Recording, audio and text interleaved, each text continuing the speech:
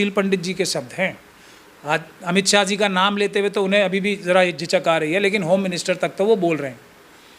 उसी तरीके से एक गौरव आर्या साहब हैं, मेजर गौरव आर्या, जो फ़ौज से पता नहीं किस वजह से रिटायरमेंट लेके अपनी बहादुरी ये क्रिमिनल चैनल्स पे दिखाते हैं।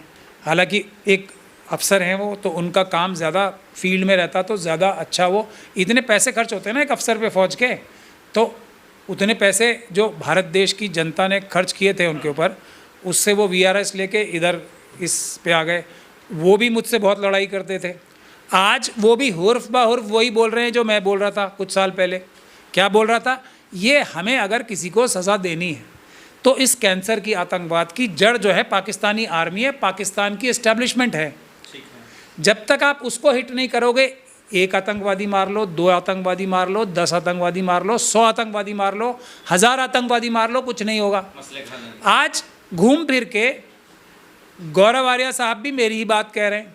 तो भाई 4 साल पहले अगर आप हमारे साथ मिल जाते तो शायद ये पहलगाम भी नहीं होता, पुलवामा भी नहीं होता, ये सब चीज़ें होती नहीं। तो तब तो आप पता नहीं किस हवा में उड़ रहे थे। अब जब हमारी ही बात पे चलना है तो अब आगे की भी बात सुन लो। फ्री हैंड दे दिया मोदी जी ने। ये कैसा फ्री हैंड है भाई साहब, ये बता दो चलो मुझे अब, कि जाओ अब आप आज़ाद हो, जो करना है करो। भाई साहब सबसे पहली बात है, आज़ादी तो दे दिया आपने उन्हें। आज तक पहली तो ये चीज़ हो गई कि अभी तक आज़ादी फ्री हैंड नहीं दिया था फ़ौज को, जो हम बार बार कह रहे थे कि मोदी जी और अमित शाह साहब, राजनाथ सिंह जी के बस की बात नहीं है। ये उसमें टांग मत अड़ाएं, इन चीज़ों में बिल्कुल टांग मत अड़ाएं, बाहर हो जाएं इन चीज़ों से। फ़ौज में हमारे पास एक से बढ़कर एक बढ़िया ऑफिसर मौजूद है। फ़ौज हमारी इतनी केपेबल है, अपने आप संभाल लेगी। तो अब चाहे जिस भी वजह से उन्होंने एक अच्छा काम कर दिया, बस ये कैसा फ्री हैंड है जिसमें पैसे ही नहीं दिए उन्हें कुछ। फ्री हैंड तो इसमें होना चाहिए ना कि आपको जितनी भर्ती करनी है कर लो तुरंत, जितने पैसे चाहिए दे ले लो तुरंत। मेरा इसीलिए प्रपोज़ल ये है, अगर मोदी जी दिल से फ्री हैंड दे रहे हैं सिर्फ दिखावा करने के लिए, और हम लोगों की बात क्योंकि अब सही साबित हो रही है और उनको लग रहा है कि मैं कहीं ना कहीं पकड़ा जा रहा हूँ, इसलिए मुंह दिखाने के लिए फ्री हैंड दिया है, तो अलग बात है। अगर असली फ्री हैंड है तो कम से कम अभी तुरंत से पहले मिनिमम 1-1 लाख करोड़ हमारी नेवी को, हमारी एयरफोर्स को और हमारी थल सेना को 1-1 लाख करोड़ तो अभी, जैसे अडानी जी को लेके गए थे ना वहाँ पे ऑस्ट्रेलिया, और स्टेट बैंक ऑफ इंडिया के चेयरमैन को साथ लेके गए थे कि जी 1 लाख का चेक लिख के दे दो, इन्हें लोन दे दो। तो किसी भी तरीके से अभी तीनों फोर्सेस को 1-1 लाख करोड़ कम से कम है ये दे दें उनको। फ्री हैंड इस बात का हो कि अग्निवीर तो अलग है, आपको जितनी रेगुलर भर्ती करनी है फौज में वो करो। देखो आप फिर इसी का साइकोलॉजिकल इफेक्ट इतना हो जाएगा, और ये असली इफेक्ट होगा। पाकिस्तान अगर घुटने टेक के बात करने को तैयार ना हो और माफ़ी ना मांगे, और जो गुनहगार हैं उनको खुद पकड़ के हमारे हवाले ना करे, तो बताना। अभी क्या पता है, और ये भी GD बख्शी साहब वगैरह, हालांकि इनको थोड़ा इतना नहीं बोलना चाहिए टीवी पे, लेकिन अब बोल दिया तो अब मैं उसका फ़ायदा ही उठा लूँ कुछ। खुद ही बता रहे हैं कि 1,80,000 फ़ौज हमारी कम है।